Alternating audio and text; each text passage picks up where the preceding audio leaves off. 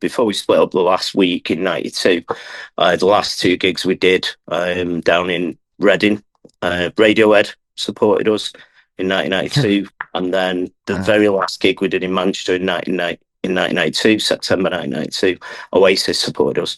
Oh, wow. Yeah, that was the last gig we did in the city, a place called The Venue. And he's quite a famous gig because, Noel Gallagher says the whole of the record industry was there and they didn't sign us. Welcome. We are Neil, Luke and Dave.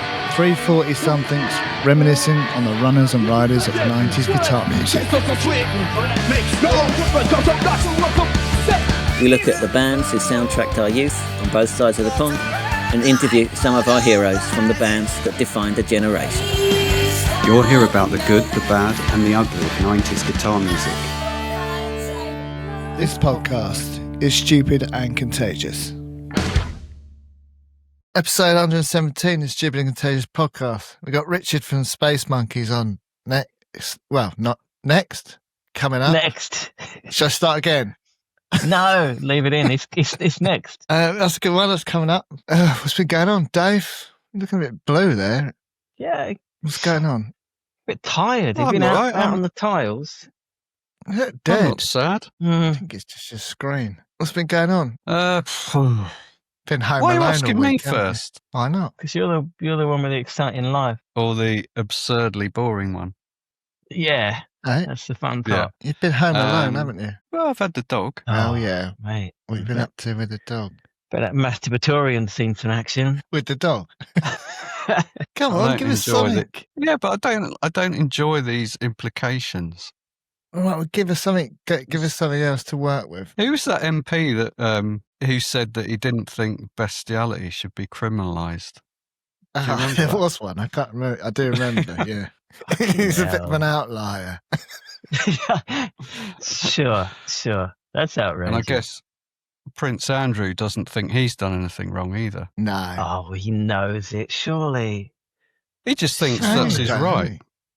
You know. Yeah. It's maybe, the right maybe. of royalty to, do it with who they like. Yeah.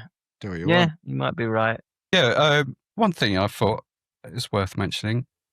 I listened to the Louis Theroux podcast with Bob Villan. Yeah, That's really good, isn't it? That was good. Yeah. Yeah. You just think, He's a what a nice guy.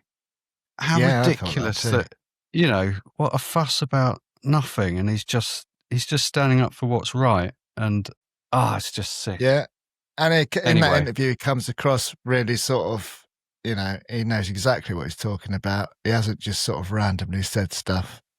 He knows it all. He's just such a nice guy. I don't know. Yeah. And he's lost his funding, hasn't he? Louis Theroux, the sponsor pulled their sponsorship because of that. Absolutely absurd. Talking of podcasts, I've listened to a good podcast about Tommy Robinson, basically. Like, right, yeah. Oh, yeah. Like the roots of Tommy Robinson. Okay. Kind of past it. Stephen Yaxley football Lennon. hooligan, Stephen Yaxley Lennon. He had a million names, right? As football hooligan and EDL and mate, what a grifter. Well, I think he's a serious racist. He's not just a grifter. He actually is a racist. Oh yeah, he does believe it. He does believe it. Yeah. He's just it's Islamophobe, basically. Yeah. No, he's not. He's not Islamophobic. He's just concerned about this country. He's got legitimate concerns about this country. Yeah. But why does he have all these names? Don't know, for various reasons. It's like, get kids getting sent to prison and stuff, doesn't he? Yeah, he's always in prison, claiming that he hasn't done anything. Yeah, he's a victim. Yeah. It's always a bit of a red flag when people change their name, isn't it? I mean, what are they hiding? Yeah, it depends, right? Like Zach Polanski's a good example, right? The Green Party guy. Yeah, but he sort of unchanged his name, didn't he? Kind of. Yeah.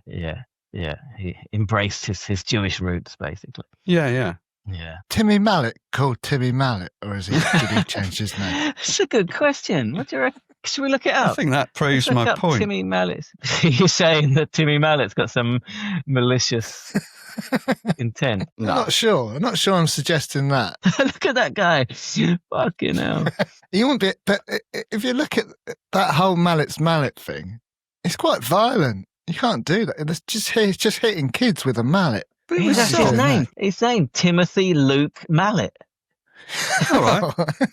There you go. He's fine. That So he made proves the he's game all right. around his name and not vice versa. Yeah. Listen to this, Dave. He went to Warwick University, same as your lad. Alumni. Ah, there you go. He must be pretty smart. He must be. Yeah. Yeah, there you go. His son's in good company there. What's better, Mallet's Mallet or Bonk and Boob? I like Bonk and Boob, obviously. What is that? Never heard of it. It's one of his games, wasn't it? Was it? I think it's someone else, wasn't it? Tommy Boyd or whatever. I can't remember who did Bonk and Boob. I thought that was Timmy Mallet who did Bonk and Boob. Quite rude, isn't it, if you think about it now? It is. Yeah. Insane kids' TV, wasn't it? Guess it was cheap. Yeah, it's on the Wide Awake Bonk and Club, Boob. Bonk and Boob. Yeah. We only watched BBC in our house. I bet you Of course did. fucking did. Yeah. Luke, what's been going on in Japan? Oh, not a lot. Work. Come on, Been, guys. Did a presentation yesterday. Had a few beers after. We Got home at 11:30 at night, if you can imagine. fucking blood. Such a late time. No, I had to Who'd you work have this your morning, beers so Who'd you have your beers some with? mates. Some Tom? mates that I went to the conference with. No, Tom wasn't there. Not my best mate, Tom. No. Right. Guy from New Zealand, a professor from New Zealand that I know quite well, is over for the conference. It's good. New Zealander. Well, he's actually from South Africa, but he works in New Zealand. South African. Yeah. And he Never met is a a nice nice South South African. African, despite the song. He's a very nice South African. Do you remember that? Yeah. That's at the height of apartheid, though, wasn't it? I guess so. That came out. Spitting image. Yeah. That was brilliant. Yeah. Yeah, it's B-side to something, wasn't it? Wasn't it? It's B-side to the Chicken song. Chicken song. Dave, can you recite all the lyrics? Come on. I bet Hold Dave a knows it chicken all. in the air. Stick a deck chair up your nose. Buy a Mhm. jumbo jet and then bury all Yeah. your clothes. Paint your Yeah. left Yeah. knee green. Then Yeah. I Extract lost your it. wisdom teeth. Ah, Extract yeah. your wisdom teeth. Go on, carry on. Yeah. Form a string quartet. Form a string quartet and pretend your name is Keith. Keith. Yeah. Well Look, done. do the second verse. That's the challenge. I don't know if I know. How does it start me off? How does it go? Skin yourself alive, is it? Skin yourself alive. That's right. Oh, come on, help me out. Don't know I it. don't know it. No, I don't know either. What's better, that or Star Trekking? I don't know if you can compare the two. Of course you can. That's better Not than... No, Star Trekking's rubbish. That was great. The chicken song's rubbish. No, it's not. It's funny. It's not funny at all, is it? It is a I bit. like Star Trekking. No. But do you like Star Trek? Yeah. You're a Trekkie. Can you do that thing with your fingers? Yeah. No, you can't. I can't at all. I can do it No, on my right, most but not my people- left. Most people can't. I can't either. Only if I really sort of bring them in. I can't do my left. I'm glad I can't. Okay. Yeah. But that's it, is it? How about you? How about you, Neil? What have you Conference is been all up to? you've got. That's all I Oh. got. I've been working all day today. Yeah, nothing. I'm busy finishing off the kitchen in the van, so it's ready for shine on. So Oh, get in right. there with that. What are you going to cook You're in watching there? that? Yeah. I'm demanding a bacon kitchen. sandwich. Dave wants a bacon Oh, sandwich yeah. every morning. You reckon so- you can handle so- that? Can your kitchen handle a bacon sarnie? Yeah, man, it can handle everything. It would be a fully functional kitchen. Got light switches and all sorts. It's getting there. Yeah. I've watched that. That Light switches and what? all sorts. Light switches is a basic thing, surely. A light Not in a van, is it? in a kitchen. Yeah, in a kitchen. You're That's what I'm saying as if saying. it's got like a fucking dumb waiter in it and a blender and shit. It's light switches and all sorts. It's got a USB port. Okay, that is fancy. That is fancy. Go on. But- Go on. I've been watching that 90s girl group documentary that started yesterday. Did anyone else catch it? Oh, I just flicked through it. I didn't stop on it. Was quite it good? Interesting. It's just about how everyone got. It's got like Spice Girls and Eternal. And Spice Girls, Eternal, All Saints. All Saints, Mystique. of course. Yeah. Ah, Mystique, nice. Yeah. It's quite interesting. I quite like stuff like that. It's quite. They got the Was honey. one of them saying I love the honey. they were forced to lose weight or something? Yeah, so it was outrageous. They sent Eternal off to this weird sort of summer camp where they just basically controlled what they ate and stuff. It's mental. Oh wow! Yeah, yeah. That's it was interesting. Yeah, yeah. What do you mean there's no honey? Honey's End of the Line. That's a great song. And they must have not been able to get hold of them for the show. Probably too big. Yeah.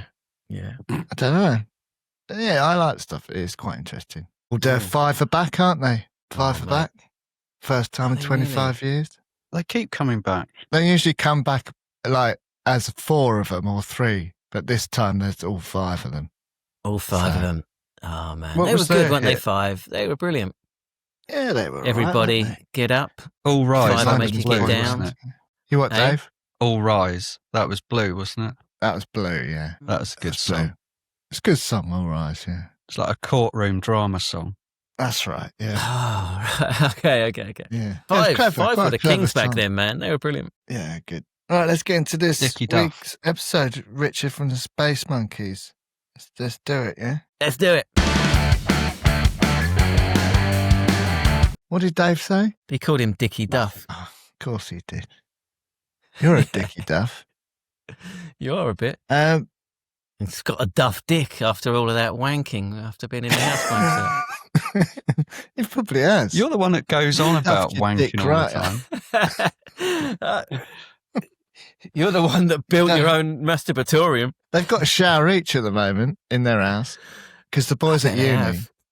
So they've got 3 showers. Wow. Shower each. That's all right, isn't it?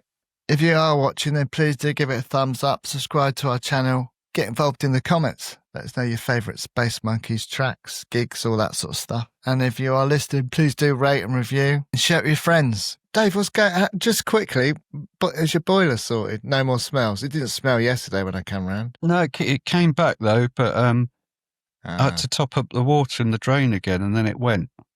There's something weird going on. Just keep ChatGPT and it'll sort it out. I reckon our house must be above some like big burial ground. Haunted sinkhole. Yeah. It could be a sinkhole that you're so afraid of. Oh, your fears could and the come smell's true. Just this big void under the house coming up. Exactly. It could be any day it could just open up and swallow the whole place. Your house has been built over hell itself. Oh mate, all 3 showers straight down into the ground. Don't even joke. So your fear could have been rational after all. Yeah. Could have been a premonition. There usually is a big smell before a sink. So be careful. Like we was talking last week, you can't dismiss, intuition and premonitions and old ways of knowing, man. You can't dismiss it. Yeah. No, I definitely don't. All right. So Wikipedia, Space Monkeys, English alternative band. Oh, that tells you absolutely nothing whatsoever. That's rubbish. Absolutely nothing. Yeah, when has it ever told you anything? Sometimes it's all right. It alludes to that what they're like. But that's lazy, that one. Whoever's done that, it's lazy. What do you reckon? Indie dance? Britpop baggy, I wrote down. I don't know, really. They're quite sort of bit of soul in there, isn't there? A bit of soul. Hip hop. Yeah. I don't know. They are a fusion. It's all in the mix. They are a fusion. Yeah. Bit of acid house in there. It's all in there. Yeah, it's great. Yeah. Yeah, it's a good mix. That's for sure. Before we get on to your little thing about them, have you had to listen to that last album, Modern Actions? Yeah, I have. Yeah. It's good, I think it's quite different. It's good, but it's different. Yeah, it's quite sort of chilled, isn't it? It's chilled out. It is. Yeah. It is different. It's much like traditional songwriting. Yeah. Yeah, it's like I said in the interview. Well, it's them, but like 20 years later, which is that's exactly what it is. That's a good way of putting it. Yeah, that's a good way of putting it. But it's good. It's the tracks that again, like it comes across in the interview, but he's a born songwriter, right? And that kind of craft of songwriting comes through in these new songs, I think, more than it did in the old days, maybe. It's just really well produced as well. You can tell the album just sounds great. I can't tell. Dave, but did you have a listen? No, I haven't listened to the new one. I've just been listening to the old one. I like it. I think you'd like it, Dave. Bit more mellow, bit more your style. It's on Spotify. Go and have a listen. Right, yeah, Luke, tell us. It's not the Space Monkeys, is it? It's the Space Monkeys. I think it's just Space Monkeys, yeah. Yeah, I think so. Formed in Manchester in 1995, out of Richard's former band called Machine Gun Feedback, which he'll tell you all about in the Dave, what do you think about that as a name for a band? Not good. Oh, I quite liked it. I quite liked it too. Sorry, Machine Richard. Gun Feedback. Yeah. Dave's given that. There you go. So that was his band in kind of the late 80s. Put out a couple of 12 inches. And, well, you'll say played with some bands, which I won't spoil the surprise, but it'll tell you about it at the start of the interview. But yeah, Space Monkeys, as he says, they played their first gig in the basement of the Hacienda with Northern Uproar. It's pretty good. But like he says, it was all a hustle, right? He had to hustle to get that and to hustle to get the record deal and all of that. So, signed to Factory Records, kind of. They had to kind of make like a new label, Factory 2, because Tony Wilson, it's kind of complicated. They had to buy like the rights back of London Records or something, and it's all kind of complicated. Messy, that, isn't it? Yeah. Yeah, but basically they were the last band signed to Factory Records by Tony Wilson. So that's cool. That's something, isn't it? Yeah. It's cool in itself, yeah. First album came out in 97, the daddy of them all. So big hits off of that. I mean, Acid House Killed Rock and Roll's the big one, basically, which is a fucking banger, right? It's just great. That's the one, because you introduced me to Space Monkeys. Yeah. That was the one, I think. And I found them by accident, I think. I don't know if I knew that single first or not, but for some reason there was like a CD sale on at Borderline Records in Brighton, and it was all new stuff as well. And I really wanted this Makeup CD, Ian Svidonius, of course, Sound Verite CD, and I was willing to pay, like, it was 2 for £10 basically. And I was willing to pay £10 for the Makeup one, but it was 2 for £10. So I needed to get another one. And so I just picked the Space Monkeys. Because I'd heard Acid House Killed Rock and Roll. I just picked it. And there it is behind you. Huh? That was a CD. That was a CD. This is the record. But picked this up about, I don't know, 10 years ago now maybe. But that's one of those great kind of accidents.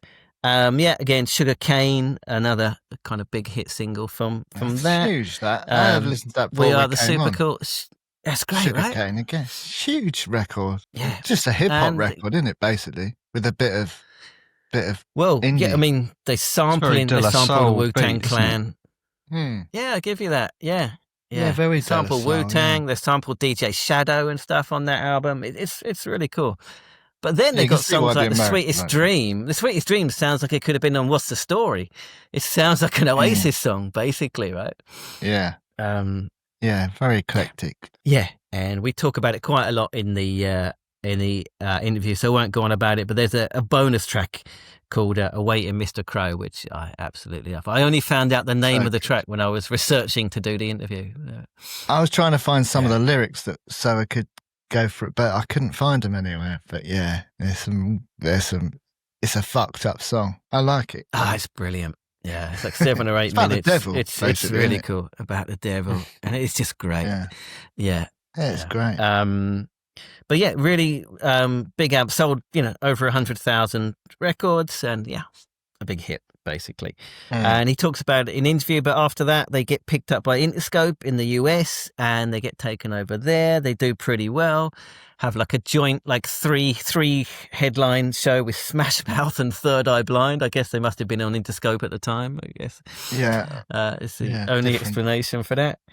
But like he says, played with Limp Bizkit and Blink-182 and stuff, and basically got played a lot in America, and also got a track on the Sliding Doors soundtrack, which was like a huge movie at the time, right? Yeah, Gwyneth Paltrow movie. Oh wow! And it's not on. They wrote especially for the film. It's called like Soup. I've got it written down.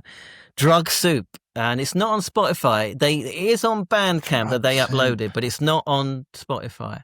And I read something about it, but I couldn't really understand it. It was something to do with Danny DeVito. Danny DeVito's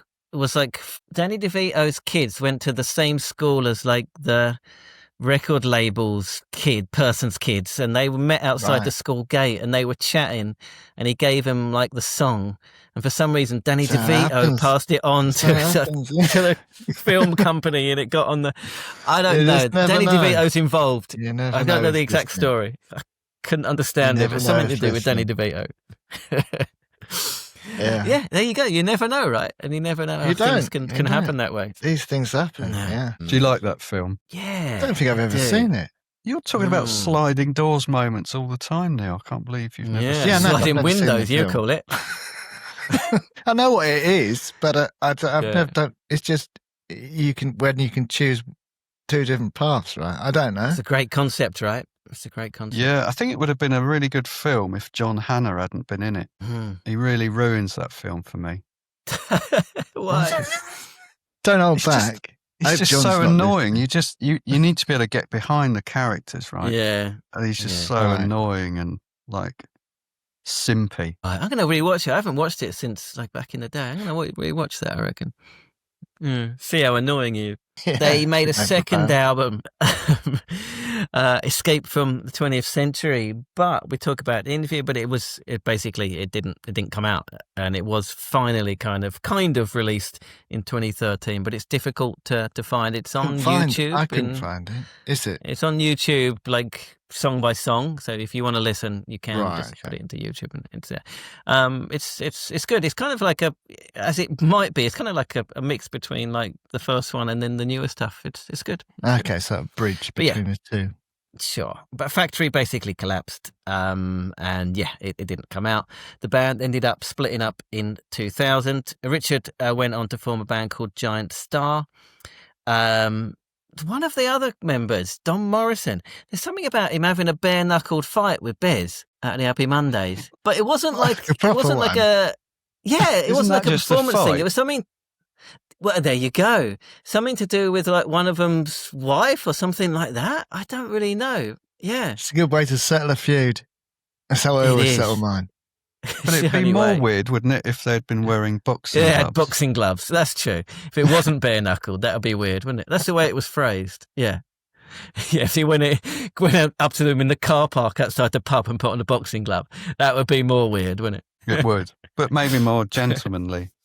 Well, maybe someone can shed some light on this, because we need to find out a bit more about this story to see. There's like news stories about it and stuff. I couldn't really work it out, but yeah. Who won? I think the Space Monkeys guy. I think Don Morrison beat up Bez. I think. Yeah, I love Bez, but I don't think I'd fancy him in a fight. No, he's quite soft, isn't he? Yeah, he's quite sort of. He doesn't feel. I don't know if he's a bit floaty, isn't he? Okay, what do you reckon, Luke? Yes. Neil and Bez in a fight, who wins? Bez. Bez, yeah. Yeah. Although he's getting on a bit now, isn't he? So Neil's got like 20 years on him. By far. So yeah, I don't know. It'd be quite an even match, because I think Bez, he's a crazy fucker, right? However soft he might be. Not so Neil crazy doesn't anymore, have that crazy in him. But you got 20 years younger. You're fit, so I don't know. Yeah. He's more worldly than I am. He's seen a lot. He's experienced a lot. I think he. But also, there's that time when Neil and I were walking through a field with horses in, and the donkey started coming up to us, and Neil just ran off, left me. Fight or flight, isn't it? To be savaged by the donkey. I just flew. Yeah. All right, we'll give this one to Bez. You never know what's going to happen. Right. Then in 2015, at the urging of the Shine On Festival, as we hear in the interview, they reunite, played Glastonbury, started playing around the UK, put out third album, Modern Actions, in 2020, which we just talked about. It's a really good record. They tried to self-release it through crowdfunding. It all went wrong. He tells a story in the interview, so I won't go into it now. And they're still going, and they're playing in Manchester, I think, soon. And they are. Yeah, Space Monkeys, man, and they're great. Nice. So let's have a listen to the interview, and then we'll reconvene and have a chat about it. Here's Richard from the Space Monkeys. Enjoy. Richard, thanks so much for coming on. Where are you joining us from today? Manchester. Yeah, Manchester, England. Of course. Nice sunny day. Nice sunny October day. Is it? Oh, it is sunny here, actually, yeah. Where are you? Piss. I'm sort of in Brighton down the south coast, and nice. Luke's in Tokyo, so I'm in Tokyo. It's pissing it down all day here, so there you go. Tough shit. Right? Yeah. Tough shit. Richard, I saw you at it was Shine On. It was this year, wasn't it? Was it Skegness, wasn't it, that you played? Yeah, it was the 10-year anniversary. Yeah, so we've got a long history with Shine On. That was the reason why we got the band back together in 2015. The promoter contacted me. We hadn't done anything for about 15 years. Promoter contacted me and said, look, we're putting a festival together, loads of kind of late 80s, 90s guitar bands, alternative music. Do you want to get involved? I was like, I'm not in a band, the band's not going. So he said, get the band back together. And I was like, I've not spoke to anybody for a few years. And then he kind of told me the bands that were going to be playing.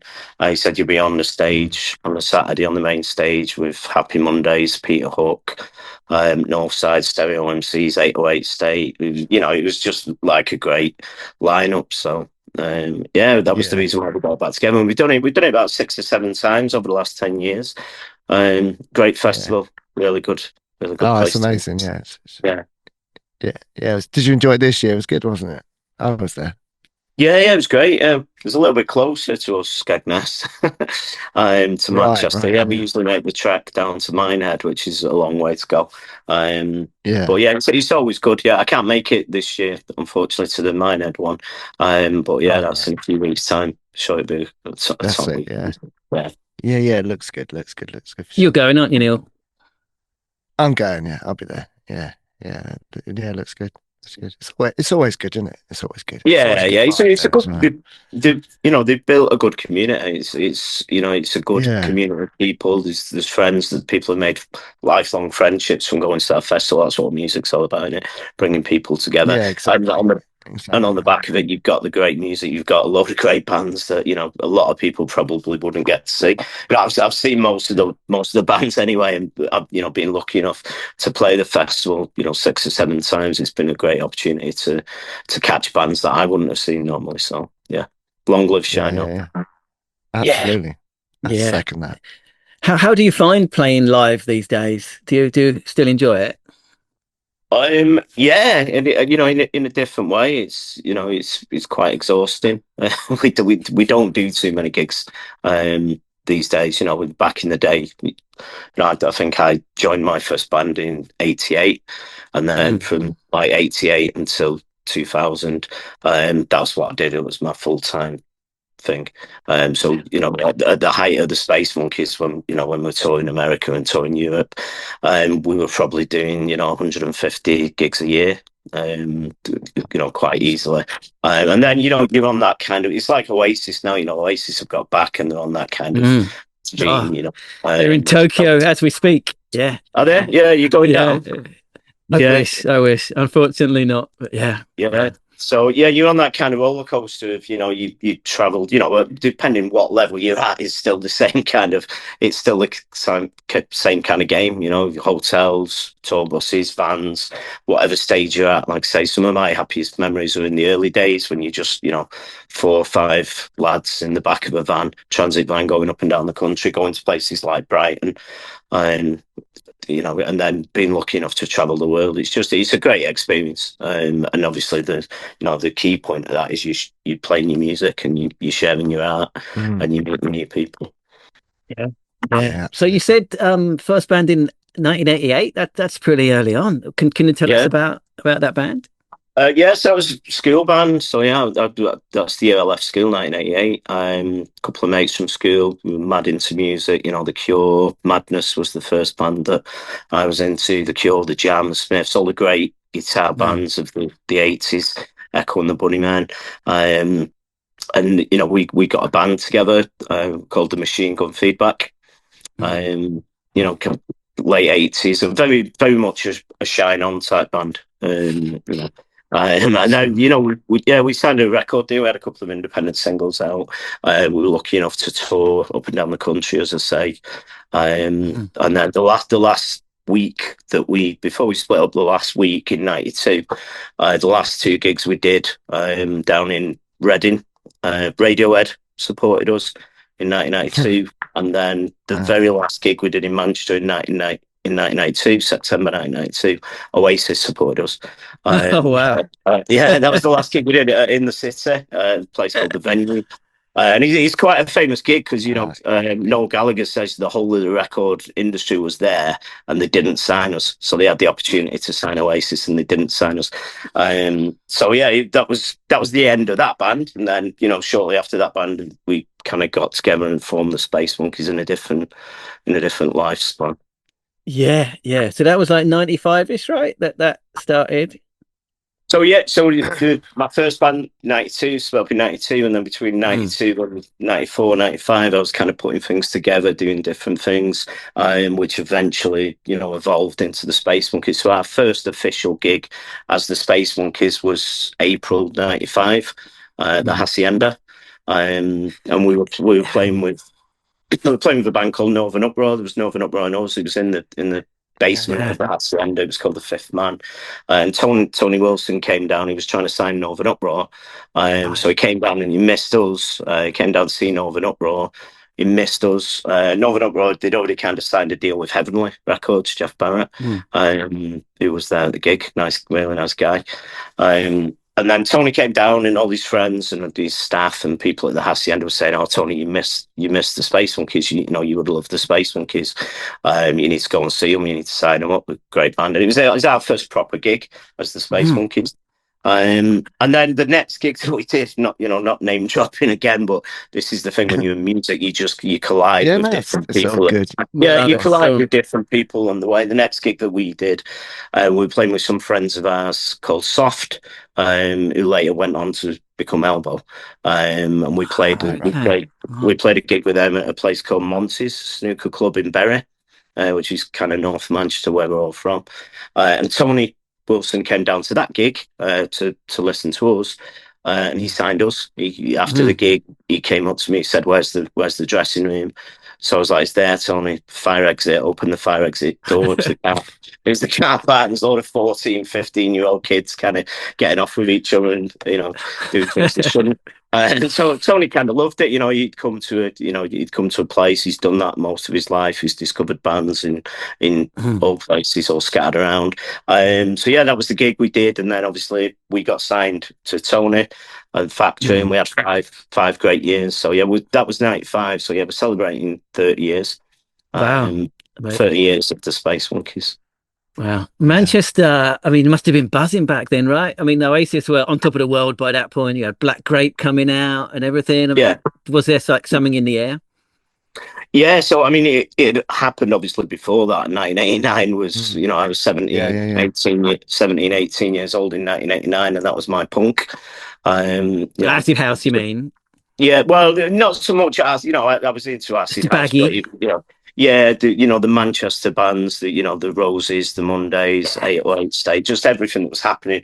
Affleck's Palace, you went in Affleck's Palace, and it was just a great. It was a great time to be in Manchester. I was at college. I was just starting out in a band, so music was everything. So that the Manchester explosion had happened then, and then it kind of died down in grunge. Grunge, obviously. came in, and grunge kind of took over for a few years, and it was uncool. It was uncool to be kind of a northern working class English kid. Noel Gallagher said this as well. They were kind of a reaction to grunge in a way, and Space Monkeys. Every action has a reaction, and music where, Nirvana, those bands, great songs, great records, but Manchester has a kind of different spirit than that. It's more celebratory. It's more about, working through the week, dressing up and going out and partying at the weekend. That's kind of the Manchester ethos, for working class kids, for my generation anyway. Yeah. So were you like a total baggy kid in school? Were you wearing the flares and the big hooded tops and all of that? No. So that was kind of the scene. I mean, I've had just had my hair cut actually, so it's much shorter than it's ever been. But I made the mistake of going into the wrong barbers. But normally, I've had kind of a Beatles kind of mop top haircut all my life. So when Stone Roses came along, they had the haircut that I'd had since the 70s. And the kind of the tapestry and the influences of a lot of bands like us and Oasis, the Stone Roses, it all goes back to kind of the same things, the Beatles, the Planet of the Apes, Hanna-Barbera cartoons, Hong Kong Phooey, Kung Fu movies, all the kind of rich tapestry of cultural influences as well as musical influences. Yeah. Also, I saw, I was looking through the liner notes of your record earlier, and so you got the Eric Cantona quote there about football and music running through Manchester. Is that a big part of it as well? Yeah, obviously, football and music were two escape routes for working class kids in Manchester. Yeah, I keep saying working class because that's my background. But it doesn't matter what class you are. Sure. Music's universal. But football and music's everything. And the Eric Cantona quote, we put that on there because obviously Eric was a rock and roll footballer. He was banging line with him. Even Liam Gallagher, who's completely blue, has given massive respect to Eric Cantona because he's unique. And so we put that quote on there, and the quote summed everything up for us at the time. And again, the 90s, to be able to be alive and feeling alive in the 90s as a Manchester United fan and a music fan, it's the perfect. The perfect time. It'll never happen again. But I was lucky enough that I was young enough and at the right point while all that was happening. So we threw those influences into the album. Yeah, it's amazing. Well, you say you said first gig with Oasis, a second gig, sorry, with Oasis, and you were kind of called like the dance Oasis by the music press at the time. I mean, how did that sit with you? I mean, when we signed to Factory, it was like 95, and it was there's a little bit of a delay because obviously when you sign and you record a new album, there's a bit of a delay and stuff, and we got a bit of a knockback because the London records were funding Tony, they were funding Factory, and then they pulled the rug. So we'd recorded our album in kind of 95, 96, but we didn't get to release it until 12 months later. So we were kind of thinking, we're doing something a little bit different. Obviously, all the Britpop stuff was going on, and we were doing something a little bit different. We weren't pretending that we were kind of pioneers or visionaries. Other bands had mixed, grooves and beats and samples and hip hop influences, but Tony Pipes, the DJ in the band, he started to bring his decks into the live setup in the studio. So he started doing scratching. We started using samplers. So we were against the kind of backward looking Britpop elements. A lot of bands that get called Britpop now, I wouldn't say that they were Britpop. The Britpop bands to me were kind of the very London centric, dressing up in kind of, very vintage 60s clothes, very throwback. And the other bands, the Verve, Oasis, Pulp, even Blur, I don't really class them as Britpop. But time moves on and people get labels because they weren't at the time. Britpop was kind of a label that was kind of put. I think Oasis would kind of throw you out of the room if you called them Britpop. Yeah, we talk about this a lot on the podcast. No one admits to being Britpop, right? Yeah. Yeah, I'm pretty sure it was John Robb that kind of coined the phrase. And if John Robb produced our first demo tape. Oh, really? Yeah, we recorded a demo tape in '95 at a place called Cargo Studios. It was called Sweet 16 at the time in Rochdale. We recorded that with John. And John's a great guy. John, if you go to a gig, John's already been there. John's in Manchester. He's seen every single band, kind of 6 months before. We had John on. Yeah, he's the top player. And he's exactly the same. He hasn't slowed down at all, right? Yeah, no, he's exactly the same. I bump into him at Glastonbury now and again. I bump into him at gigs in Manchester. He's a great guy. He's got rock and roll running through his blood. But he's he's underrated in terms of the influence that he's had on the Manchester music scene, because he is there, night after night after night, in the clubs, in the small venues, checking out bands, supporting bands. He's a great guy for the Manchester music scene. Yeah, that's great. How well did you know Noel and Liam at the time, or now? Were you mates? Yeah, not personally. Not personally. Like I say, we did that gig with them, but like I say, you as you go up and you go down, you cross paths with loads of bands. We played with loads of big bands, loads of small bands, great bands that never made it. So yeah, we never I'm not personal friends with him. I knew their brother Paul quite well for a while in the early 90s. So yeah, Noel and Liam, obviously they took off, and I was talking to somebody about it the other day, the ascendancy from them doing that gig with us in '92, which was just small gig, a couple of hundred people there. A couple of years later, they were headlining Glastonbury, and it was the kind of that period, the songs that they wrote and the way they put it together and the way that everything fitted. It was just sometimes it's just it's the zeitgeist. It's just everything fits in place. And it's great to see them back now. It's great to I went to one of the gigs. It's great to see the jubilation. I was going to say, you went to one of the reunion ones? Did you? You went to one? Yeah, Heaton Park. So I've seen them. I've seen them many times, probably about 100 times from when they were from when they were going up, and because when they were playing in Manchester, they were playing quite a lot in Manchester, and then great band, great to see them back. I hope they make new music. It'd be interesting to see. I'm worried about that, but about the Stone Roses though. The Stone Roses are my number one band, so I'd rather the Stone Roses. Well, they started making new music, didn't they? And then they abruptly stopped. Yeah, I mean, I think the management this time have got it right. They seem to be keeping the egos separate, keeping them in different hotel rooms, different rooms, dressing rooms, whatever. You have to do that. You have to do that sometimes. Yeah, bands. It's a difficult tightrope that you walk. Yeah. You mentioned like the different kinds of music that Space Monkeys were, like you say, the indie and the beats and the hip hop and all of that. Did that help or hinder you? Like, did it mean that you appealed to more people, or did it mean that the journalists didn't know where to put you? Do you think? Yeah, it's hard to say. I mean, we're quite an underground band. We've got a small following in the UK. We were more successful in the US. We had a hit in the US. Got picked up by Interscope in the US, and Can you tell us about that? How did that come about? Yeah, so we'd recorded the album. Everything was ready. We had one track on the album, Sugarcane, which was a little bit different than the others in that it was more kind of hip hop. It started off as kind of a Bob Dylan Subterranean Homesick Blues kind of, Chuck Berry type rap talking kind of thing. And then when we brought in the hip hop influences, the samples and the beats and so forth, it became more of a kind of De La Soul type vibe, and it became more of a kind of radio friendly tune, which it wasn't initially. But when you get in the studio and you're influenced with other people, we had a great producer, Johnny J, hip hop producer, great guy.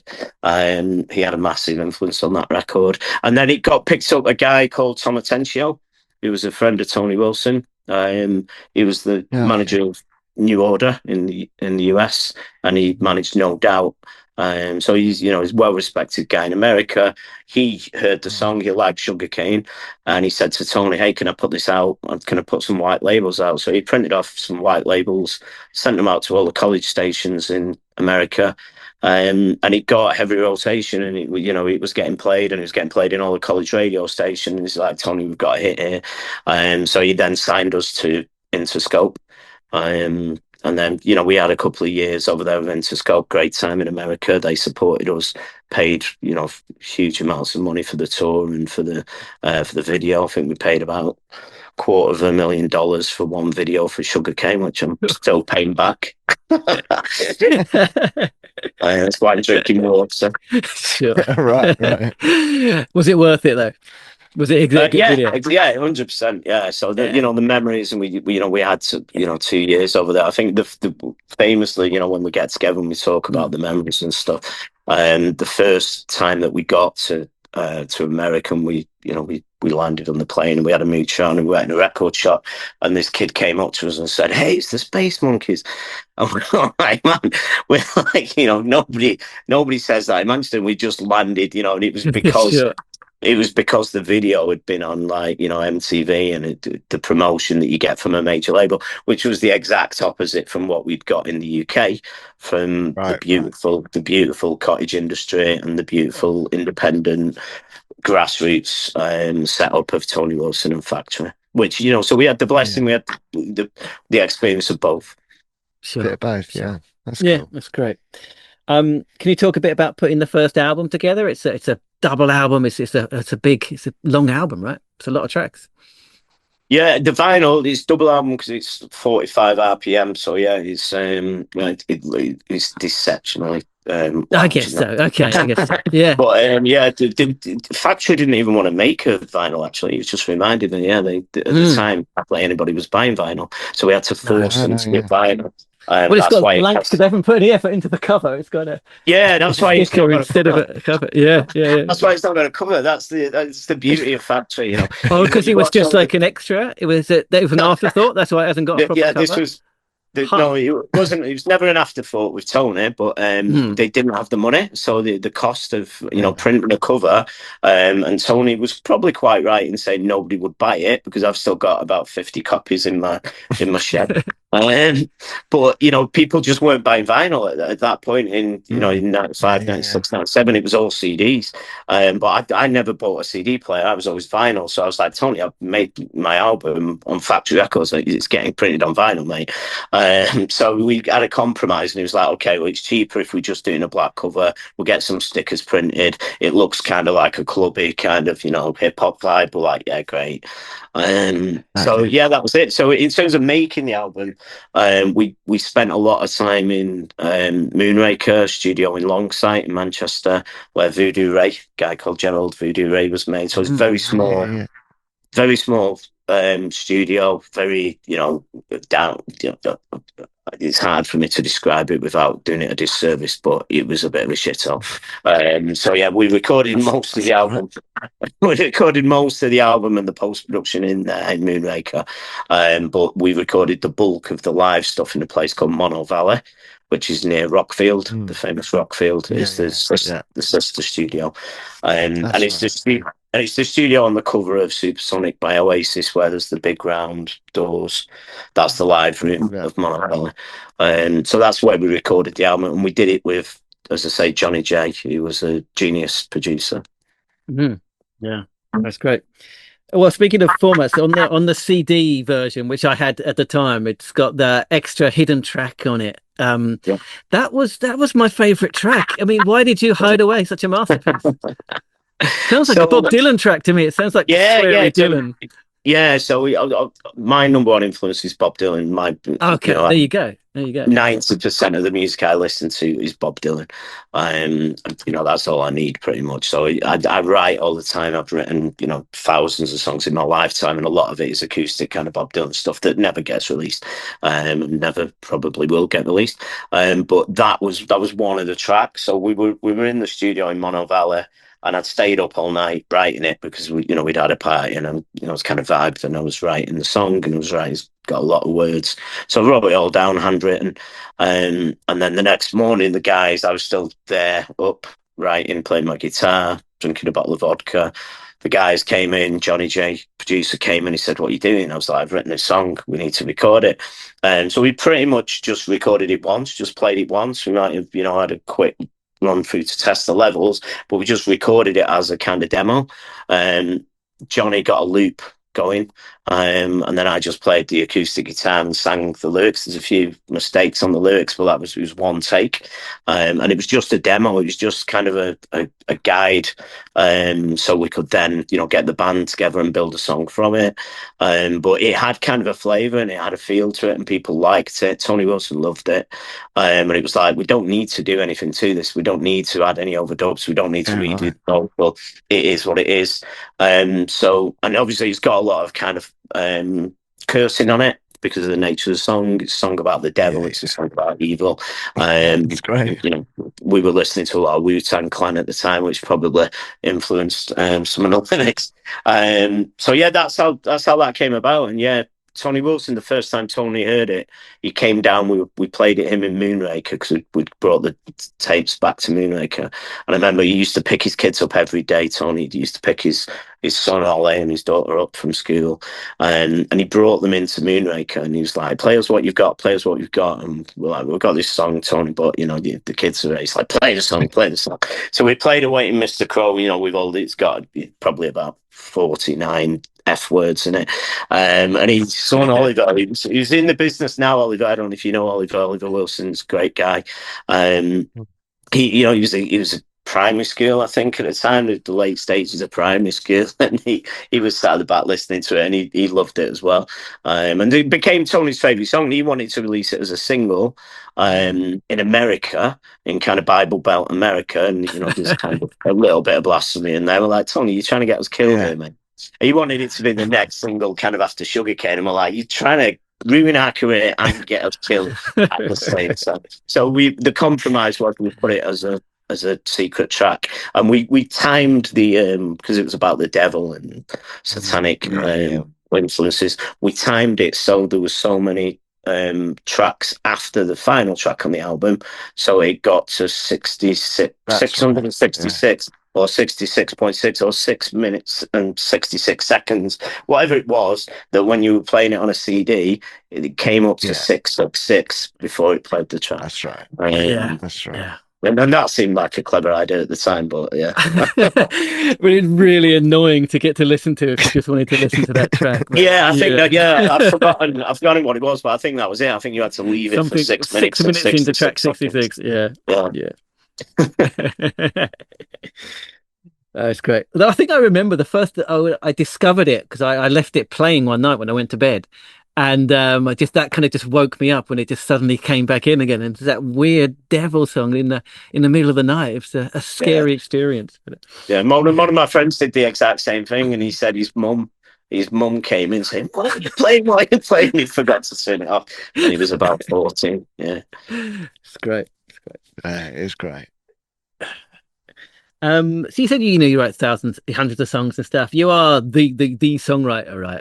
Are you like a dictator in the studio or with the band, or is it more of a collaborative thing with a? No, not at all. I mean, I'm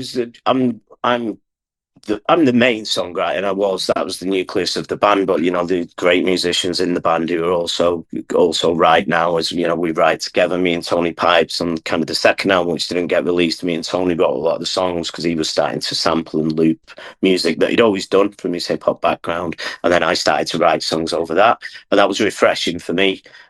Because you get kind of restricted playing the same chords and with a guitar. I'm not a great musician. I'm a basic musician. Like I say, I come from the kind of folk Bob Dylan kind of tradition of just 3 chords, and then you paint your picture over that. But yeah, in terms of a dictator, I'm certainly not a dictator, but I think every band needs a leader. Every band needs somebody who's strong and confident and makes the decisions, and that was me. When we started, I was kind of managing the band. I was doing the hustling, I was doing I hate the word, but networking, and that's how we got the deal. That's how we got the deal. That's how we got the gig. That's how we got the gig at the Hacienda. That's how we got our first. Everything that happened is from the hustle, and it's still the same today. I think kids in bands today, they've got a great arsenal of weapons at their disposal, social media, and you can communicate now. You can send a message to somebody directly. They might not reply, but you can at least send a message to somebody directly in whatever realm of, the music or entertainment industry that you want to. And you might get a reply. Whereas back in the day, you were making a demo tape, you were putting it in a jiffy bag, and you were posting it off. And you were never getting a reply. So, it's difficult in some ways for bands now, but it's also, I think there's a lot of great opportunities with technology. Yeah, I agree. You spoke about a second album there. Does that exist anywhere, or is it just? I uploaded it. I put it together in it was never fully finished, so it's never fully formed. But we got a lot of the demos together. We got a lot of the final. We recorded it to a high degree. We worked with Prince Paul in New York, so we did 3 or 4 songs with Prince Paul. I don't think Factory paid him, so I don't think we could officially release that. We did some stuff with a guy called Scotty Hard, who was the Wu-Tang Clan's engineer. And that was, that was in New York, in Public Enemy's studio in Green Street in New York. And we did stuff with a guy called Tommy D, a UK producer who'd done Catatonia and indie stuff. He's done a lot of great stuff. So we had a lot of great recordings. So I kind of put that together in about 2013. And that was kind of the re-emergence of the band. I'm not sure if it's still up there, but I put it up there on iTunes or whatever it was called at the time. So there were versions of it. But funnily enough, we just bought a DAT machine. Me and Tony Pipes, we've just bought a DAT machine because I've got cupboards full of the DATs with all the recordings on, all the demos, all those, live rough stuff. So we're going through it. We're gonna, get that uploaded, filter it through, and put some more stuff out because I think there's more there's more interest in that now, isn't there? Like archives. Definitely. That's what I was going to say. Yeah, a lot of bands are doing it now, aren't they? Putting out old stuff, and you don't really. It doesn't necessarily need to be polished up. Just put it out how it is. Do you know what I mean? That's what. And we just did that with 5 tracks, and we put it together, Potions a piece. We just put it up on Bandcamp, 5 tracks that we had, demos that we just put it out just so people can hear it. And we'll probably do that with more of the stuff because, as an artist, as a band, when you're doing it, when you're in the eye of the hurricane, you're listening to the mixes and you're not 100% happy with the song or the arrangement or the bass drum's too loud or whatever. So you shelve it, and then 30 years down the line, obviously you think, what were we doing? That sounds great. That sounds great. Why did we throw that one away? Probably there's just some tiny noise that's not right. You've ditched the whole song. And I think music evolves and music, improves over time. I think it's a great thing. People's memories are linked back to music, people's senses. I think music's a powerful force. No, but I think Space Monkeys still sound fresh, right? Because you did have that eclectic mix going on. It still sounds kind of fresh and new when you listen to it now. So it's got going for it. Yeah, I think music's timeless. Anyway, I love the 80s stuff. I grew up in a working man's club in Rochdale in the 80s, and we had our own jukebox, and I used to get the records off the jukebox and all the 80s classic pop stuff. I think it's timeless. You listen to that and it's timeless all the time, so it reminds you of that decade. But people now growing up listening to 80s music, it's timeless. And there's the same with the 60s, 70s. I kind of switched off a bit after 1989, to be honest, so I'm not in a position to to comment on. I try and look out for new bands. I like Fontaines, I like Wonder Horse, but I've gotten what's going on. Great band. Sure. So you mentioned you did all right in America. How was touring over there? Was it? I guess it's a lot different to touring in the UK, right? Because just because of the size of the venues we were playing more than anything. We did the first tour that we did a radio station tour, so the big red radio stations you probably know, WROK, whatever they're called. They have their own kind of annual Christmas kind of big events. So they have a load of bands on. So we played with bands, you know, like Limp Bizkit, Blink-182, all those. There's loads of the bands around that time. And then we did a lot of kind of radio shows with them, and we were just turning up at different kind of arenas, a few thousand people. And then after that, we did a tour with Smash Mouth and Third Eye Blind, which was kind of a triple headliner tour. We were on first, which was great, because then we got to drink the other two bands' rider. So you know, we used to play. We'd come off, we'd drink our rider, we'd go into the next dressing room, we'd drink their rider while they were so, and it was a nice kind of because they weren't big drinkers, both the bands. They were from kind of and they were both from San Francisco, and they weren't big drinkers, so they were quite happy to they were quite happy to aid us around this shit. Great experience. And then we did our own tour where we're playing good venues. You know, we played the Troubadour in LA. You know, the venues in New York, all the great venues. There was a Class theatre that I can't remember the name of in San Francisco. Was it the Wharfdale or something like that? I can't remember what it's called. It's a classic venue that, like, the Doors, Iggy Pop, everyone's played. So I love America. Yeah, great memories of America. How did the Smash Mouth audience take to Space Monkeys? Yeah, it was great. So, you know, we'd come off, and the two words that stuck on that tour were "you rock." So everybody that we spoke to, it was "you rock, you rock." Well, the occasional man, you rock, man, you rock, rock, man. So, you know, we started to say that to each other and calling each other dude and bro before it was kind of commonplace in the UK to call people dude and bro. You know, nowadays the kids are calling me dude and bro.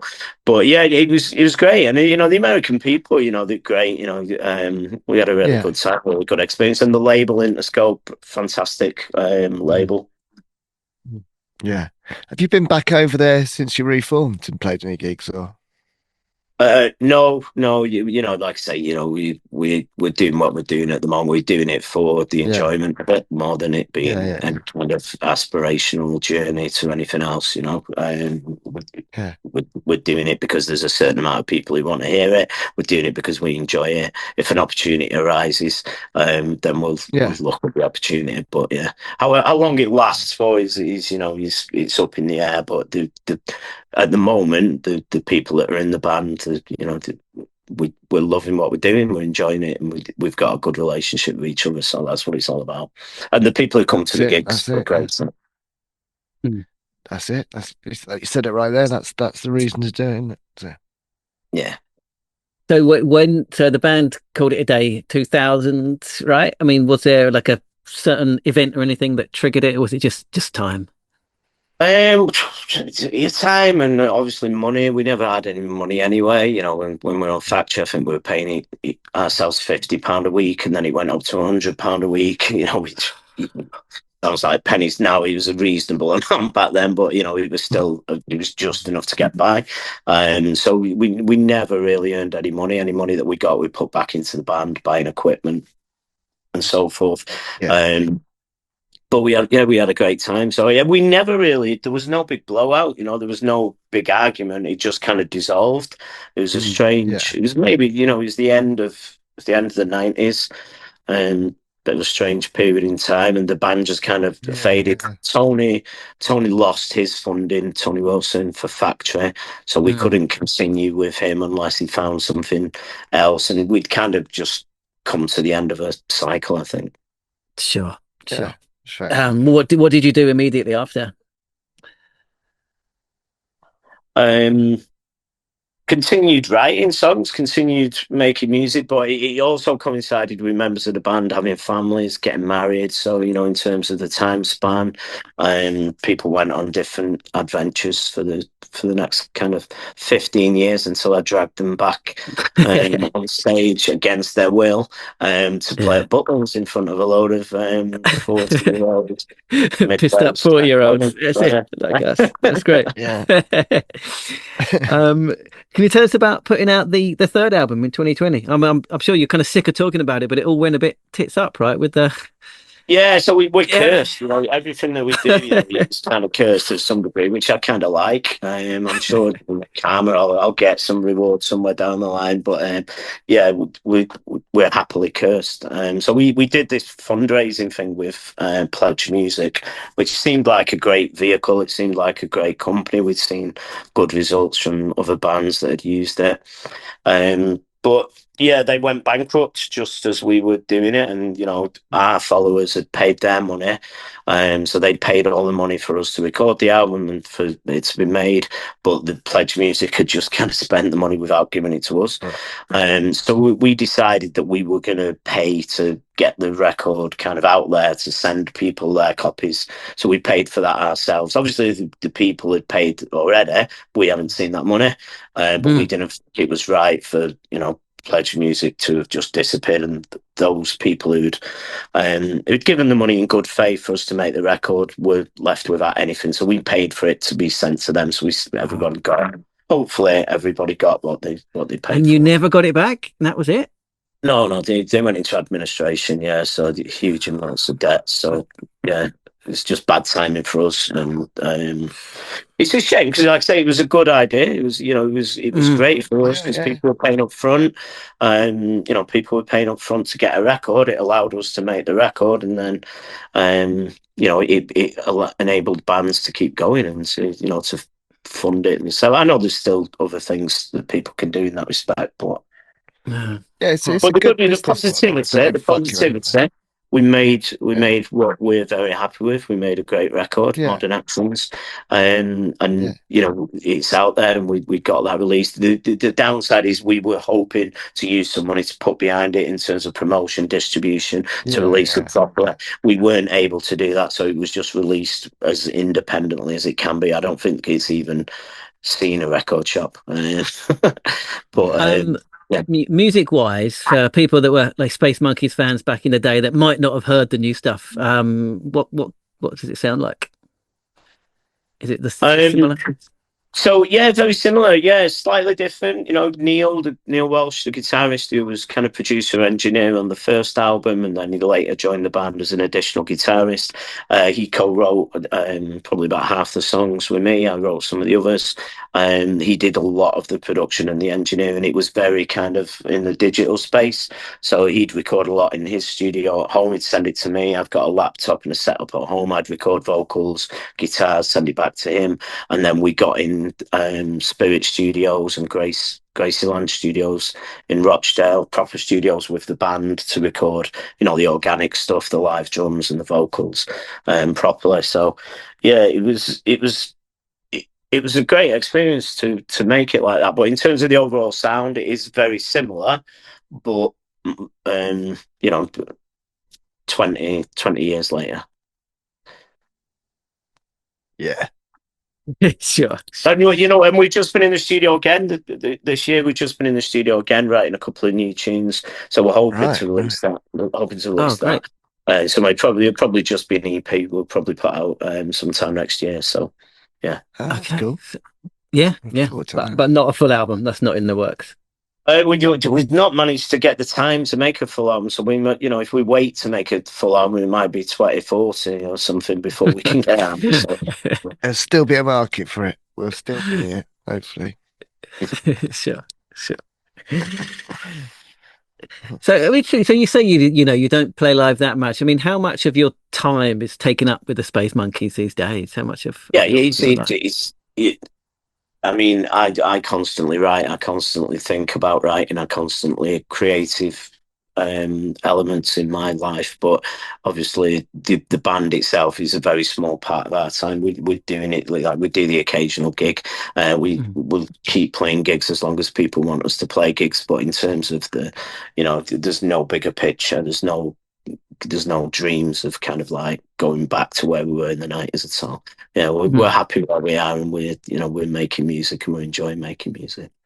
That's great. Well, that's great in a way, though, right? That the pressure's off. You're just doing it purely for the love. That's got to be the best way to make music, isn't it? Yeah, no, there was never any pressure. That's what we always did. We never got to that stage where we were kind of like in the machine and it was album after album after. We never had that security blanket. We never had, the A&R guys and the marketing guys. We never had that. We were factory. It was us and Tony. Tony had a couple of great people in the setup. Guy called Jez, brilliant guy. A couple of other people, but it was Tony, Factory Records. At the time we were with Factory, it was Tony and it was us. We had meetings once a week. We'd talk a load of shit. We'd come up with some ideas. We'd do some crazy stuff, and that was it. It was a creative thing. It was a great period of our time. We were blessed to to have worked with Tony. Absolute genius of a human being, great person, great creative genius. So yeah, it's very sad that Tony's not with us, but the influence that he's had on Manchester and music worldwide is just phenomenal. Yeah. Is it right that you were the last band that he signed? Is that right? It's a Factory. I know you might have done different stuff afterwards, but yeah, it's a Factory. The label, when we signed to Factory, it was called Factory 2. And like I say, it's called Factory 2 Records. And then London Records dropped Factory 2, so Tony didn't have a label anymore, and they gave us the master tapes to our album, The Daddy and Them All, and they said, you go and find another label. So we owned the rights to the album. Tony didn't have anything, and we went to Tony and said, look, Tony, we didn't sign to London, we signed to you. We don't care about London Records, we don't care who's paying for the checks. We want to give you this album, and we want you to release the album. Let's get together, let's make Factory again.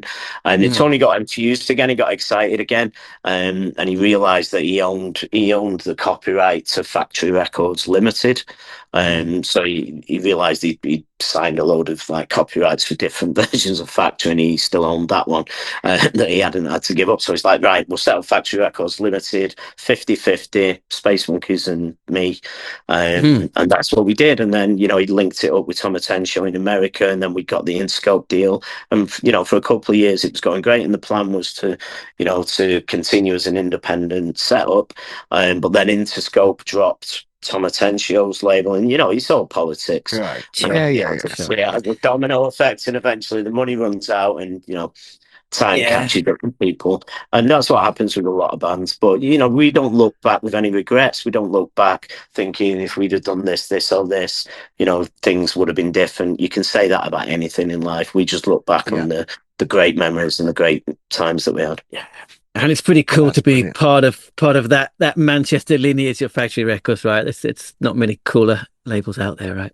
Yeah, I mean, it's a great label. We don't usually get linked with it. It's usually very stereotypical. The people who, kind of the mainstream media, they think that Tony's kind of like Tony Wilson's career kind of ended in 1991. But he didn't. He did a lot of fantastic things right up until his life in the city, other projects that he was involved with. I remember he came down to the studio when we were in Mono Valley, and he'd brought the first MP3 player. He'd just been over to New Music Seminar in America or wherever, and he'd seen digital music for the first time. He brought it down like a kind of prototype, and he's like, listen to this, it's digital. And I'm like, where's the music, Tony? Where's the music? He's like, it's on there. And he was infused, and he was like, I'm going to set up a label, we're going to sell music. And for a short time, he set up kind of an iTunes kind of prototype. Right. It was called Music 33. And his idea was people would pay 33 pence for a track. See, that wow. Yeah. So a great idea. Yeah. And people would have paid. Yeah. And before Spotify. Yeah. But yeah, God bless Tony. God blessed Tony. We blessed to have worked with him, and very lucky. Yeah, for sure. All right, thank you. We got one final question, if that's all right. Yeah, cool. Question we ask everyone. Neil, do you want to? Yeah, so we asked all of our guests who come on the podcast, if you could have been in any other band in the 90s, who would it have been and why? That's a good one, isn't it? That's a good question. So my all-time favourite band is the Stone Roses. But I wouldn't have wanted to be in the Stone Roses, because obviously that would have ruined the Stone Roses. The Stone Roses to me are the perfect band. It's like somebody from a higher force has put the four elements, a great guitarist playing wah wah, you know, great licks, a mixture of kind of the Smiths, Led Zeppelin, the Beatles, all together. The Birds, all the great guitar sounds that I like. Is John Squire, wah wah funk, Manny, the bass lines, the the rhythm, and the blues. Rennie, obviously the great beats, and Ian Brown, the coolest guy on the planet, with a fantastic angelic voice and a cool attitude. So I would like to be in the Stone Roses, but I wouldn't want to be on stage. So maybe I'd be the Stone Roses guru or something. Somebody that's kept them together and made them continue making records. What's your take on the Second Coming when that came out? A lot of people were disappointed. I think it's great. What's your take on the Second Coming? Yeah, it's great. Like I say, time makes music even better, doesn't it? So I liked it when it came out. Obviously, anything is going to be a bit of a kind of backstep from the debut album because it was so perfect. Yeah, it's a tough act to follow, isn't it? Yeah, but I liked it when it came out. It was great when it came out. It sounds great now. I just wanted more. I wanted them to make more records, and when they reformed, I was hoping that they would make more records because Ian Brown, his solo stuff is incredible. Some of his solo stuff is right up there with the stuff on the first album, and hopefully, Ian will continue to make great music. Yeah, I'm sure he will. Great answer. All right, cool. Is there a good place for people to find out if you're playing gigs or anything like that, or listen to the any new tracks that go up? Where are you? So obviously the usual places are social media, Instagram, Facebook. We're not hard to find. Okay, and you put stuff up on Bandcamp as well. Is that right? Yeah, we've just really started doing that. So we've never really used it before. So if we're releasing stuff, we might put some stuff out on there. It's quite a cool little way of connecting with people. Yeah, we're big advocates for Bandcamp. I think it's a good way for people to buy music. All right, thank you very much for taking the time. We're going to stop the recording. Don't escape just yet, but thank you so much. That was great. Nice one. Great, thank you. Richard from the Space Monkeys. Dave, did you enjoy that one? He had a nice chat, typical Manc, wasn't he? Yeah, I really liked it. He was a very likeable guy. Yeah. Nice interview. Yeah. I'd have you down as a Space Monkeys fan, Dave. I think they appeal to you, no? Well, yeah, I quite like it. It's not something I ever got into. Okay. At the time. But I quite like that. You might. Yeah, they're pretty good. Yeah, it's good. Yeah, he had that kind of born songwriter thing that we often seem to get from our northern guests, right? Ian Prowse had it as well, right? That just kind of like born blood, kind of songwriter thing. In their blood. I don't know. It's interesting to see, right? Yeah, I think it depends. I think there's a lot of it is where they grow up, right? That's sort of that shapes who you are as a person. Well, you mentioned Northern Uproar. I got the same vibe with Leon from Northern Uproar as well, right? Just that kind of need to kind of write songs and to have that to treat it like a craft, right? It's cool. Yeah, I envy that because it doesn't wear out either, does it? It doesn't. It's not like the Space Monkeys split up and then it's like, all right, well that's that. I'm just going to go back to normal life. He's carried on the whole time. Well, he said he's written hundreds of songs, right? Yeah. So when I was in mainstream, blah blah blah. No. I'm being down on myself here, so that's all right. I'm not bigging myself up. You're still mentioning so we did the band. Well, unnecessarily. An example. Come on then, let's hear it. Go on. So the band happened stopped in Main Street? Band stopped, and it was all about we were songwriting all the time and all that. The band stopped. I haven't even picked up a guitar since then, really. That was just it. That was done. I did that, and then it's just too painful, though, wasn't it, for you? You would have done otherwise. Yeah, but just maybe I wasn't doing it for the right reasons. Is what I'm saying. That was my. That was the. So you were doing it for fame and fortune, not for the craft. Yeah. I guess. Yeah. I guess. You get back into it, man. Pick up a guitar this afternoon. Just do some strumming. I've tried, and it just doesn't really. It just doesn't. It's not doing anything for me. Maybe it will at some point. But Vince is different. He still plays all the time. That's what I mean. That's the difference. He's always still writing songs and stuff. Yeah. But back to Richard.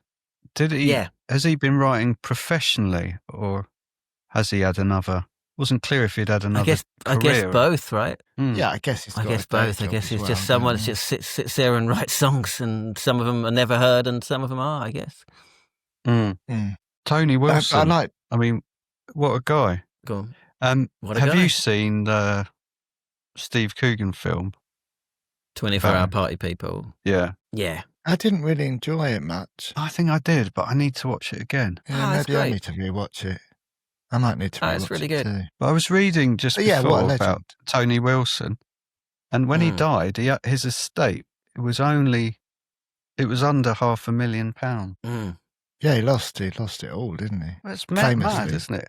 Well, he didn't fuck over his artist, did he? They didn't sign contracts. I think it was 50-50, and they didn't make them sign contracts and stuff. Yeah, so that's why he did it for the love of the music, man. What a character! Yeah. He's part of that Manchester tapestry, isn't he? Comes up all the time. He does. Shine On, directly responsible for bringing the band back together. I like stuff like that.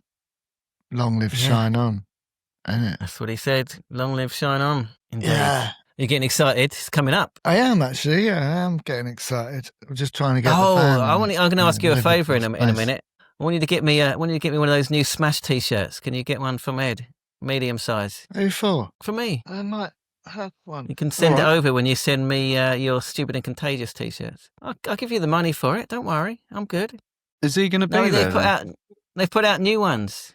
What size? Smash City Rockers. They put out a new one, Smash City Rocker. It says on it. That's what I want. Okay. Yeah, I want one of those. It's a good design. It's more Rob deals with all that, but I'll speak to both of them. We'll see what we can sort out. All right. What size? Ask Ed to put one aside for me. In medium size, please. Medium size. Let's see what I can do. Nice one. All right. But yeah, I am getting excited. You can cut that. Dave, you getting excited? No, I won't. I'll leave it in. Fine. Yeah, going to be a road trip, isn't it? Yeah, it is, boys on the road. Oi, oi. What services should we stop at? Eh? What services? I said, look up your dogs, and Dave's dog barked. He heard you. He won't have none of it. Don't worry, mate. He's not going to do anything like last time. Don't worry. Calm down. I don't know, Dave. I have to look at the services on the way and see what's best. You're going to go to Little Chef? I hate Little Thief. They don't even exist anymore. They don't exist. How about Wimpy? How about Happy Eater? Go to Happy Eater. Wimpy. With the little face, the Pac-Man face. All right. Yeah, Happy Eater was great. Cool. You don't really get any of that stuff anymore. It's all in-house at garages now, isn't it? Yeah. But anyway, back to the interview. Radiohead and Oasis as supported on those last Machine Gun Feedback gigs. That's mad, right? Yeah. But like you said, all of those A&R people were there to see Oasis, but they didn't sign Machine Gun Feedback. And I guess if they had, things would have been completely different, right? No, I don't think they did. I think what he's saying is they didn't sign Oasis either. That's the thing. That was his point, wasn't it? Oh, I thought he was saying they didn't sign Machine Gun Feedback. No, I think he was talking about Oasis. Okay, well, I guess he didn't sign either. And maybe things would have turned out differently, right? Yeah. Yeah. I mean, just goes to show, I guess. Maybe they weren't quite the polished machine that people wanted Oasis then. But I don't know. It must still have been good. Not good enough, obviously. Guess so. It was funny when he listed what he didn't think was Britpop. Yeah. Part of Oasis and Blur. Yeah, mostly They're like a new take on it. They're like, but I sort of get what he means. Big ones. Yeah. I understand what he means. Only if you see Britpop as this like derogatory term for these kind of wannabe fucking four skinny lads with guitars trying to be fucking blown away. Which I think is how that's a valid way of seeing Britpop, I think. I mean, don't think so, but yeah. Like we talk about endlessly, but I think it was just a terrible branding, and I don't blame any of those bands for not wanting to be part of it. But why has it become such a derogatory term? Because I still think it was great. Oh, the music was great. The term.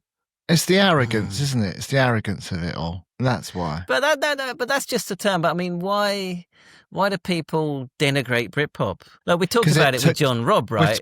We said, everyone says they don't like it, and then you start mentioning bands, and oh yeah, Supergrass are great. Oh yeah, Blue Tones are great. Oh yeah, I can't remember who John Robb we were talking about. I can't remember who it was that said it was like a really regressive. I quite like that argument because it's all going back to them. Okay. I can't remember who it was that said it now. A couple of people have said that, haven't they? It's going back to the 60s. It's not moving But it wasn't. Some of it was, but not all of it. I don't know. I think that's a stereotype. I don't know. The thing is, there's some great music around, but it's just that the word Britpop and the whole media. I love that whole era, but I'm surprised that Luke liked it. Because it was massively misogynistic, and it really was. Yeah, I didn't like that side of it. I didn't, but just the music was great, and they looked great, and I don't know. Yeah. I like Britpop, but I don't know. It's interesting. Yeah, you're right, Dave. It was an interesting take on it. Yeah, but I mean, on my notes I've written Oasis are definitely Britpop, and so are Pulp. Yeah. Moving on from that, mid-90s in Manchester, it must have been like pretty heady times with the football and heady the music, indeed. Right? Yeah. Well, it's a perfect storm, wasn't it? If Manchester United were winning everything, all these Manchester bands were top of the charts. Everything. Property was Manchester. cheap. What? Well, David said the most boring comment he could think of. Property was cheap. Well, it was. People could actually afford to live in the city. No, you're right. It's important. But it's interesting he said it. He was saying as a reaction to grunge, the kind of miserable kind of ness of grunge and the celebratory live for the weekend of Manchester. And which I always love, that kind of live for the weekend. You had actual Madchester with the acid house and all that stuff. Then it swung to the dirge of grunge, which I love. Don't get me wrong, I love all that. But then it swung back to the party people again, I guess, right? Yeah, 8 pints and a line of Coke and on a Friday night and all of that, which is it's all good fun, 8 pints. You're a pussy. Are you claiming you drank more? Have you ever drunk 8 pints in one session, Neil? I have, but I wouldn't have been in a very good condition. Who was it that does? What's his name? Who wants to be a millionaire? Chris Tarrant. He always said that he regrets he never broke the 20-pint barrier. He said he tried it many times in his life. He never broke the 20-pint barrier. Yeah, I don't think that's a lot. That's a lot. You could do 1 an hour for 20 hours, I think. Could you though? Right. My mates used to do this pub crawl in Farnham. There's quite a lot of pubs, considering it's quite a small town. And my mates always used to do the pub crawl, and they always started out going, it's easy. I think one person made the whole way round. It's just it's harder than you think. I think. Of course. Although 8 is not so bad, right? I used to have eight cans of Foster's for a £5 in the off license. Yeah, I could do 8 when I was young. On a Friday, me and my best mate Tom would buy 8 each and just sit there watching telly and talking shit and just drink all of them on a Friday night. Can't afford to drink 8 pints anymore. Like, it was a £5. Fucking £5 for 8 cans of Foster's. I'm saying now, you can't afford to go out and drink 8 pints for a £5 a pint. No. It's 40 quid. No, you can't. Yeah. It's not a £5 a pint, it's 6 or 7 now. Is it? No, even outside of London, really? Yeah, it's getting there. It's nearly 4 quid for a coffee. So it's I guess the mid to late 90s is as close to the death of vinyl as we got, right? No one was buying indie vinyl back then, were they? No. Not the only thing that was really so interesting. Don't think it really was available, but the only thing really kept it alive was like the dance scene at the time, wasn't it? That was still heavily vinyl. They were making 12 inches and stuff. Yeah, pressing right labels. But Richard, if you're listening, if you've really got 50 copies of the Daddy of a Mold in your shed, you need to sort it out. There's a copy going on Discogs for about 70 quid. No one's bought it. But if you look at like the last 5 sales of that album, they've all gone for about 50 quid each. The last 4 or 5 copies of it. So if he's got 50 of them in this shed, you're sitting on a gold mine, mate. Gold mine. Put them out gradually, though. You don't want to flood the market. Put them out gradually, because if they all come up at the same time, the price. We should sell them for increases the value. Yeah. You could be his record pimp. Sure, hit me out, Richard. Come on. But yeah, someone's got one listed for like 60 or 70 quid. But yeah, vinyl nearly disappeared. You might not have been in the position you're in now with all those records behind you. No. And that's interesting. Like, that is when it's interesting because that is when I started to get more into like obscure stuff. And I started buying vinyl then. I didn't get a record player until 97 or 98. 98 maybe, 97, 98. And because the stuff I wanted wasn't available except on vinyl, because I was getting into more obscure shit, and that's why I did, and never looked back. So like the obscure stuff kept the vinyl going, I guess. They kept the vinyl, but like super underground. Yeah, not that underground, I guess, but yeah. It's interesting how I think we came pretty close. I do remember a time where vinyl wasn't. It was not in any of the shops. You could not in any HMV or anything. It'd gone. It'd gone. So we should go to a vinyl factory. Like that show for like Greg a works Wallace. do. Well, do an episode and show people how it's all made. That'd be a good idea, actually. It's pretty cool. You ever seen videos of records being made? Yeah, and they're just like a splodge, aren't they? And then just a splodge, and they press it down. Yeah, it's pretty cool. Yeah, it's pretty mad. Yeah. But that was interesting that it hasn't got a proper cover because they didn't have enough money for it. It's just got like a small sticker. I'll show you. Just got like a small sticker in the top right in the corner, middle. like that. And That's it's got just another people sticker like on the you back. love it more, isn't it? I don't know. Like, it makes it difficult to find. Like I wasn't looking for it. I was just like flicking through a record shop one day, and I was like, hang on. That's the Space Monkeys album. You got 50 quid's worth there. I didn't pay. This was like 10 years ago. I didn't pay 50. I know, but you're holding 50 quid's worth of records. I guess I am. Yeah. Yeah. I don't know. Well, yeah. If you sold all your records made in Manchester. Yeah, I probably could. And you could just live the rest of your life on a beach somewhere. And maybe I should. Imagine the grief if he lost all his records. I would be bereft. Yeah. You would.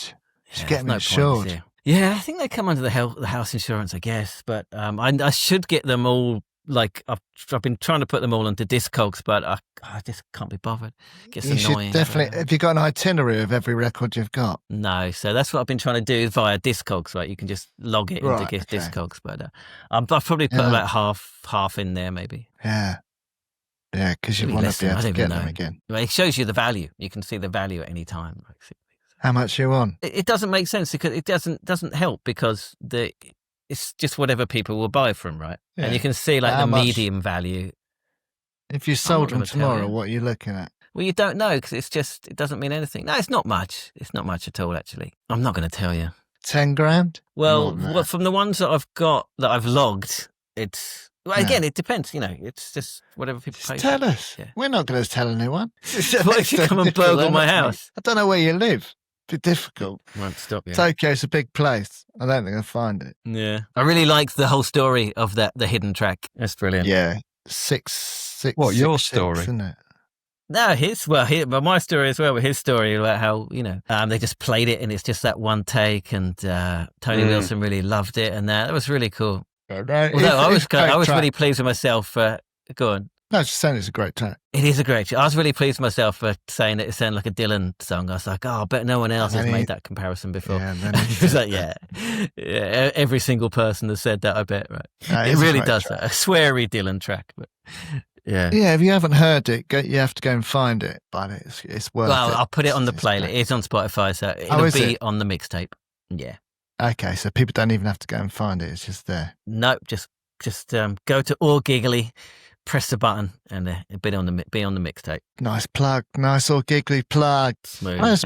Those big old American tours they're on. I loved them out there, didn't they? And I can see why from that Sugarcane record. Like, I can see why that would appeal to the American market for sure.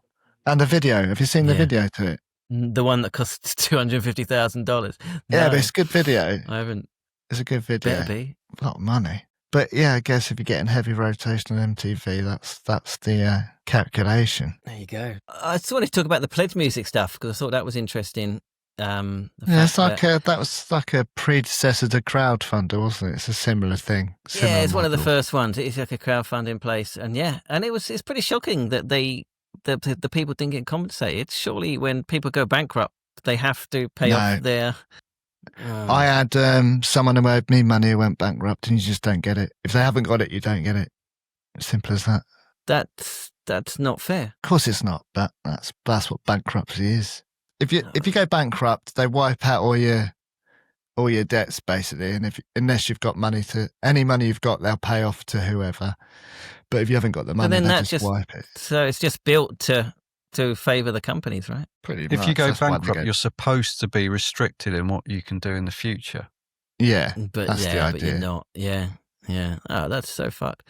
But what a nice guy, right? They made sure everyone got paid, used their own money, made sure everyone got paid, and sorted it out. That's what a nice bloke. Yeah, thanks for bringing that up. Now I've been reminded of the money that bloke still owes me now. It's going to ruin my day. You ain't going to get it back, are you? Go around his house with a boxing glove and challenge him to a fight. I don't know where he is. This is about 10 years ago now. Yeah, I challenged him to a bare knuckle. All right. That's it for that one.